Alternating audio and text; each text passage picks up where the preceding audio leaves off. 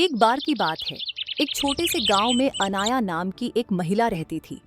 वह एक दयालु और अच्छी इंसान थी जो हमेशा अपने और अपने परिवार के लिए अच्छी चीजें चाहती थी। अनाया के पास एक प्यारा पति और एक खूबसूरत बेटी थी, लेकिन उसकी सास शांता उसके प्रति बहुत अच्छी नहीं थी। शांता अक्सर घटिया बातें कहती थी और अनाया को दुखी करती थी। एक दिन जब अनाया बाजार में घूम रही थी तो उसे एक विशेष दुकान मिली। दुकानदार एक बूढ़ा और बुद्धिमान व्यक्ति था।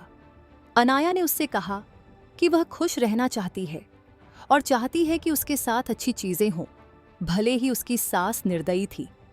दुकानदार मुस्कुराया और उसे एक अनोखी साड़ी दिखाई। उन्होंने कहा कि यह जादुई सादगी है और यह उसके जीवन में सौभाग्य और खुशियां लाएगा। अनाया ने जादुई साड़ी खरीदने का फैसला किया और तुरंत उसे पहन लिया। जब अनाया ने जादुई साड़ी पहनना शुरू किया तो चमत्कार हो गया।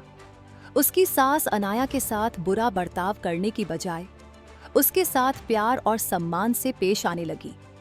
अनाया बहुत खुश थी क्योंकि उसकी सास उसकी सबसे बड़ी समर्थक और सबसे अच्छी दोस्त बन गई थी। गांव के लोग इस बदलाव को देखकर आश्चर्यचकित रह गए।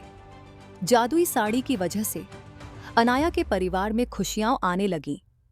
गांव बहुत अच्छी जगह बन गया और अनाया का पति सफल हो गया।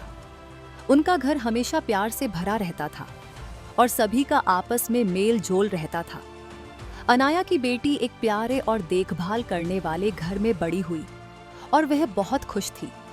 जादुई साड़ी की कहानी दूर दूर तक फैल गई और लोगों को दया और क्षमा का महत्व सिखाया। अनाया बहादुरी का प्रतीक बन गई और उसने सभी को दिखाया कि दयालु होने से बड़ा बदलाव आ सकता है, चाहे चीजें कितनी भी कठिन क्यों न लगे।